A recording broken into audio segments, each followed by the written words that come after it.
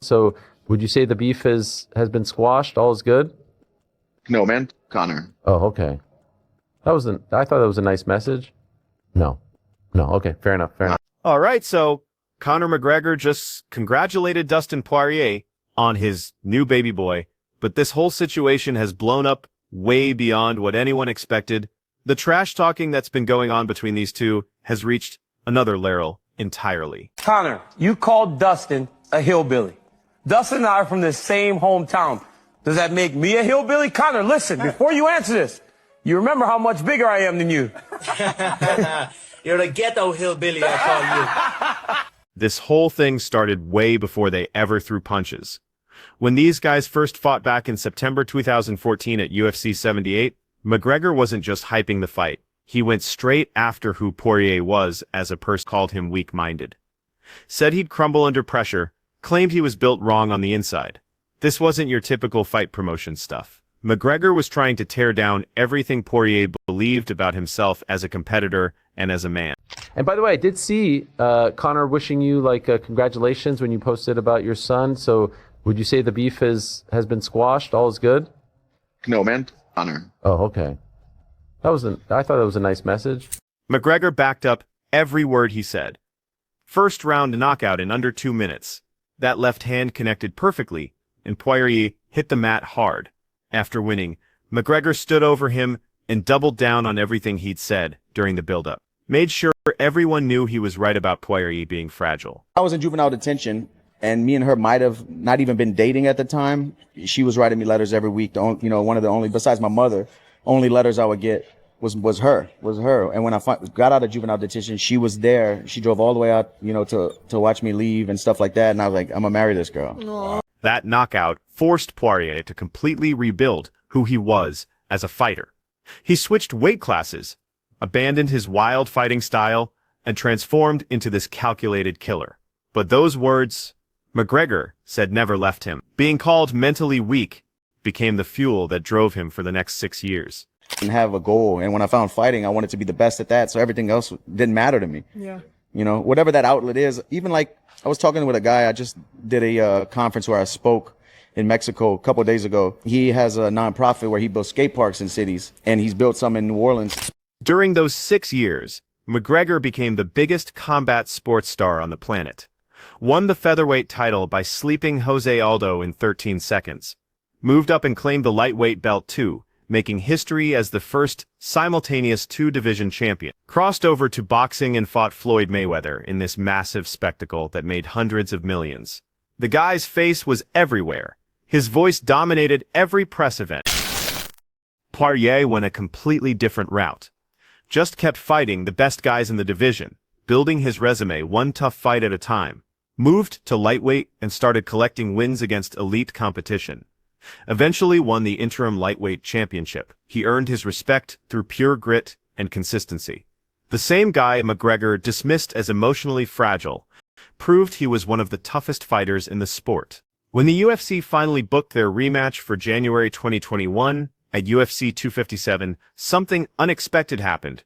McGregor showed up respectful, started praising Poirier, talking about growth and maturity, acknowledging how much both of them had evolved. The nasty trash talk from their first fight was nowhere to be found. McGregor even went further and pledged $500,000 to Poirier's charity, the Good Fight Foundation.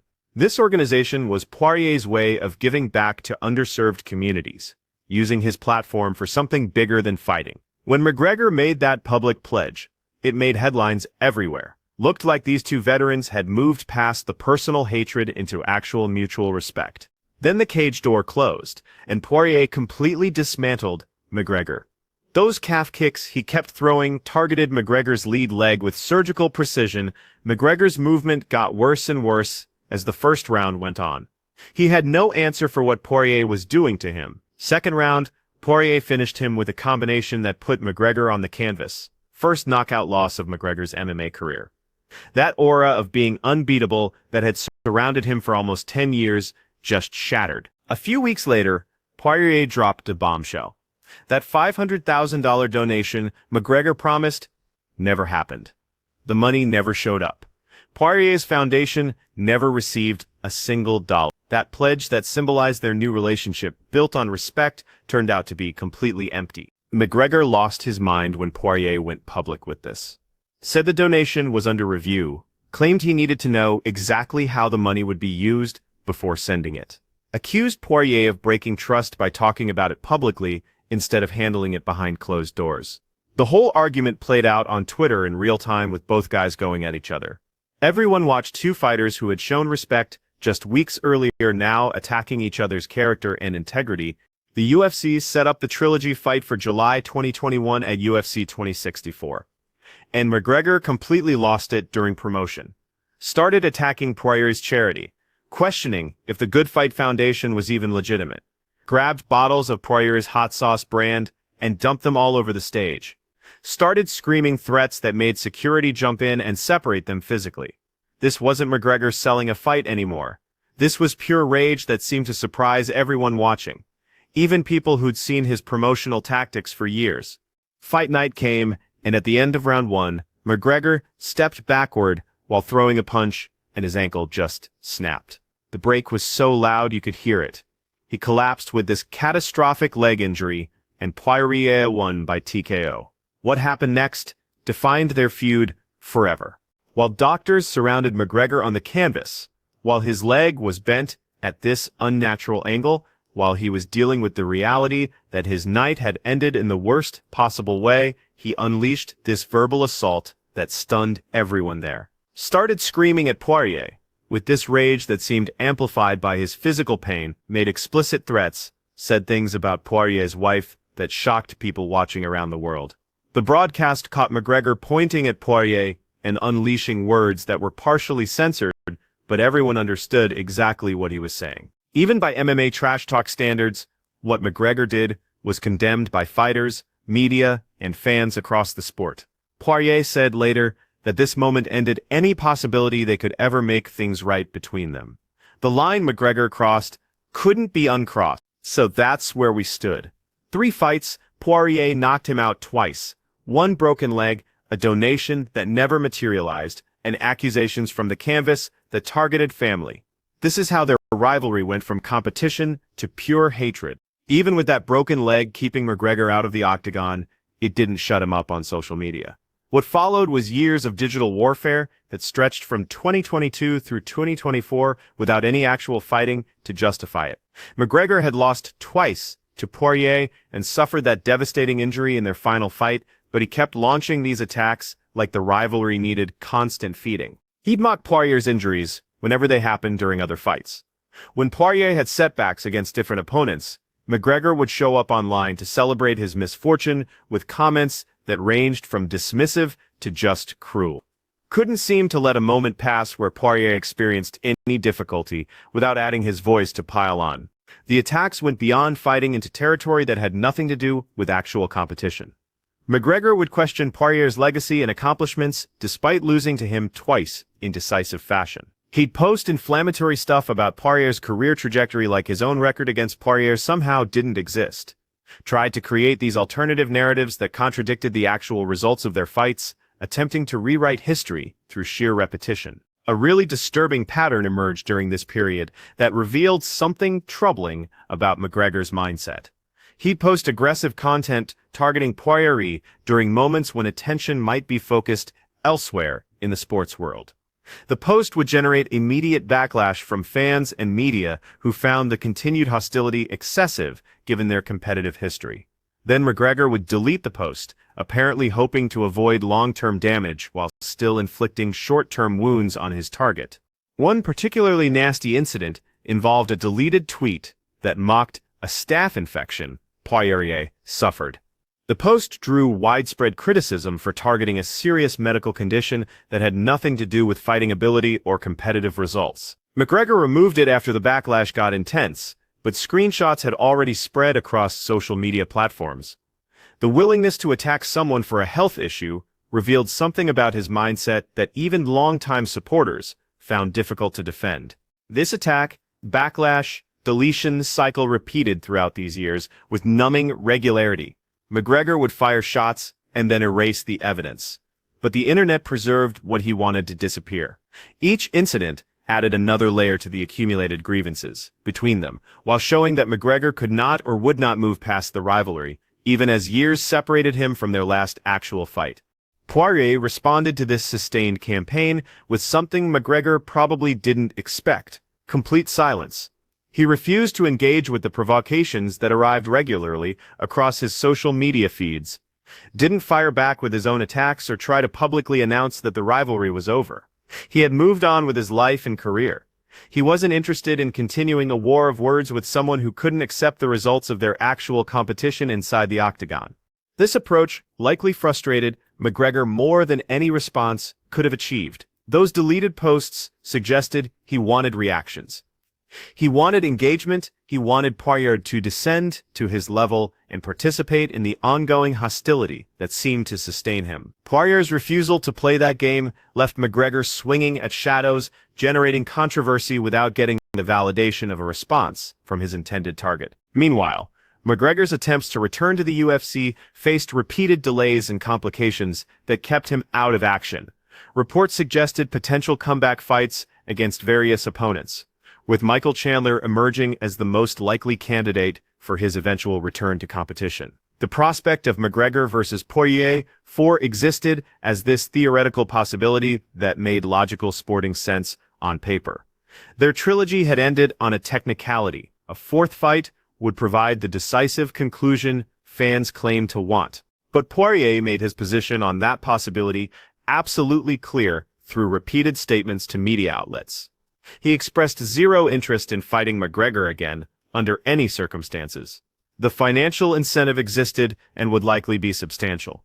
The competitive argument existed, given their inconclusive trilogy. The promotional value existed, given the history and animosity between them. None of it mattered to Poirier. He didn't want that energy in his life. He didn't need to prove anything else against someone he'd already knocked out twice. The record showed what needed to be shown. Then the landscape of their rivalry shifted unexpectedly in late 2024, when news emerged that had nothing to do with fighting or competition. Dustin Poirier and his wife Jolie welcomed a baby boy into their family, marking this personal milestone that went way beyond professional combat sports entirely. Poirier announced the news on social media with the joy you'd expect for such a moment, sharing his happiness with fans who had followed his journey for over a decade of professional fighting. The announcement represented something significant about Poirier's life beyond the octagon and the rivalries that defined his career. His relationship with Jolie had endured since middle school, surviving everything that life and professional fighting could throw at them. She had stood beside him through juvenile detention as a young person, through early struggles when he didn't own a car and could barely afford to pursue his dreams, through years of fighting in small venues before the UFC came calling, with opportunities that would change their lives forever. Their bond represented stability in a sport often characterized by broken relationships and personal chaos. While other fighters cycled through relationships and public controversies, Poirier maintained a home life that grounded him throughout the most intense periods of his career. Jolie wasn't just his wife, but his foundation. The person he credited with keeping him sane through wars inside the cage and pressures outside it. McGregor saw the announcement about the baby boy on social media. What happened next surprised observers who had grown accustomed to the hostile nature of their interactions over the years. He commented on Poirier's post with two simple words: "Congrats, bro." The message appeared sincere on its surface when examined without the context of their history. It contained no sarcasm that readers could detect in the text itself. It included no hidden barbs or callbacks to their contentious past. It was a straightforward congratulatory note on a life event that typically exists outside the boundaries of professional rivalries, regardless of how intense those rivalries might have become. Some observers interpreted the comment as an olive branch extended across years of hostility and pain. Here was McGregor, removed from their last fight by more than 4 years, acknowledging something positive in Poirier's life, without attaching conditions or qualifications to his message. Maybe the passage of time had softened the edges of his animosity. Maybe he recognized that certain moments called for decency rather than continued warfare. The interpretation seemed reasonable, given how sports rivalries often conclude when viewed from historical perspective. Former enemies become friends, at retirement ceremonies held years after their competitive days ended. The heat of competition fades as careers wind down and perspective develops with distance from the events that caused such pain. Media coverage treated the comment as potentially significant in the context of their long-running feud. Articles appeared questioning whether the bitter rivalry might finally be approaching some form of resolution after years of hostility. Social media discussions debated the sincerity of McGregor's gesture and what it might mean for their relationship going forward. Those two words generated more analysis and speculation than many actual fight announcements in the UFC. Then Poirier responded publicly. When interviewer Ariel Helwani asked Poirier about McGregor's congratulatory message during a conversation, Poirier didn't pause to consider diplomatic options that might preserve future possibilities. He didn't craft careful language that might leave doors open for reconciliation down the road. He didn't acknowledge the gesture as meaningful, even if insufficient, to repair what had been broken between them every years of conflict. The response eliminated any ambiguity about where Poirier stood on the matter of their rivalry and its potential resolution. The congratulations meant nothing to him. It didn't represent progress toward reconciliation. It didn't indicate that time had healed any of the wounds McGregor had inflicted over the years. It was irrelevant noise from someone whose words Poirier had stopped valuing long ago. The bluntness of the response generated significant reaction across MMA media and fan communities worldwide. Some expressed surprise that Poirier would reject what appeared to be a genuine gesture so completely and publicly. Others argued he was entirely justified, given the accumulated history between them and the specific things McGregor had said and done. Understanding why Poirier responded so definitively to McGregor's congratulations requires examining what McGregor actually did during their rivalry, and why certain actions carry weight that time cannot diminish, regardless of how many years pass. This wasn't a case of competitive trash talk that both sides engaged in equally as part of fight promotion. This was a pattern of behavior that crossed boundaries most fighters recognize as inviolable, even in a sport built on physical violence. The comments McGregor made from the canvas at UFC 264 targeted Jolie Poirier specifically and explicitly. He didn't simply insult Dustin in the heat of defeat when the pain of his broken leg might have explained, if not excused, lashing out. He directed explicit comments toward the woman who had been with Dustin since childhood, who had written him letters during juvenile detention when almost no one else believed in him, who had driven him to his first fights when he couldn't afford a car, who had believed in him when he struggled to believe in himself through the darkest periods of his life. Poirier has spoken extensively about what his wife means to him, and how her presence shaped his entire career and his life beyond fighting. In recent interviews, he has reflected on the foundation she provided during years when success was far from guaranteed, and the path forward was anything but clear. This is the relationship McGregor attacked on international television, while lying on the canvas with a broken leg in front of millions of viewers. This is the person he chose to target when he could have simply accepted defeat with whatever dignity remained available to him in that moment. The charity dispute added another substantial dimension to the grievances that accumulated between them over the years. McGregor made a public pledge of $500,000 to the Good Fight Foundation before their rematch at UFC. The pledge generated positive media coverage and contributed to the narrative of mutual respect that surrounded that fight in its promotional period. When the money failed to materialize after McGregor's defeat, Poirier faced a choice about whether to address it publicly or let it pass quietly and absorb the loss. He chose to speak publicly because the pledge had been made publicly in front of cameras and media. McGregor didn't quietly offer private support that he then failed to deliver behind closed doors. He made a commitment in front of the world that was reported globally and generated substantial positive press coverage for him. When that commitment went unfulfilled, Poirier felt obligated to clarify the situation for the sake of his foundation, its mission, and the people it served who deserved honesty about what support would actually arrive. The years of deleted attacks on social media demonstrated that McGregor couldn't let the rivalry rest even when he wasn't competing and had no fights scheduled. The pattern of posting inflammatory content and then removing it after backlash suggested someone who wanted to inflict damage without facing full accountability for doing so in the long term. Dustin Poirier has entered the final chapter of his fighting career. with remarkable clarity about what he wants from his remaining time in the sport that saved his life. The logical sporting argument for a fourth fight exists in theory and would likely generate massive pay-per-view interest. Their trilogy ended without a decisive conclusion that satisfied the competitive question. A broken bone determined the outcome of their last fight, rather than the skills of either fighter demonstrating clear superiority. But Poirier has made his position on that possibility clear through repeated statements to anyone who asks.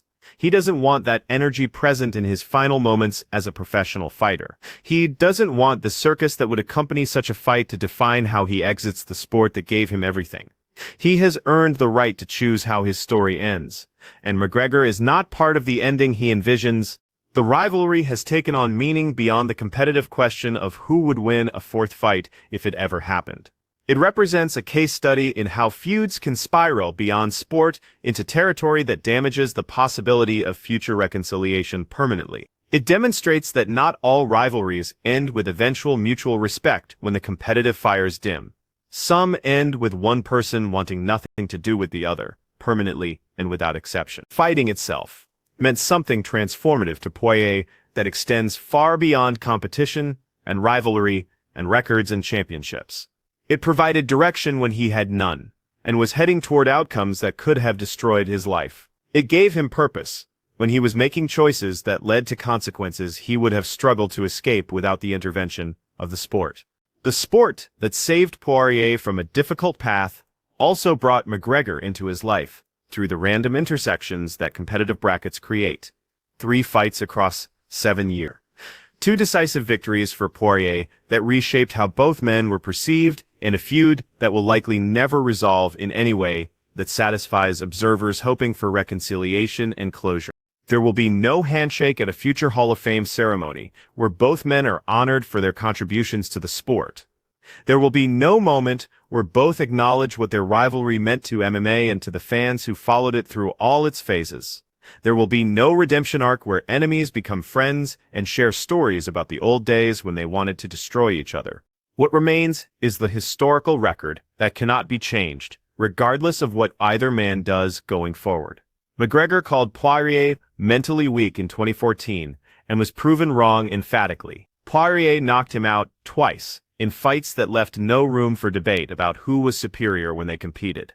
McGregor promised $500,000 to charity and didn't deliver on that public commitment. McGregor attacked Poirier's wife from the canvas. After suffering a broken leg in front of millions of viewers, McGregor spent years posting and deleting attacks on social media that were preserved in screenshots, even when he wanted them gone. McGregor sent a 2-word congratulation that Poirier rejected completely and publicly without hesitation.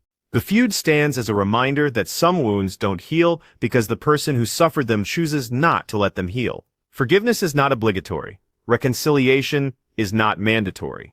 Moving on does not require accepting gestures from people who caused pain. Poirier has decided that McGregor exists on the other side of a line that cannot be crossed in the other direction regardless of time or circumstance.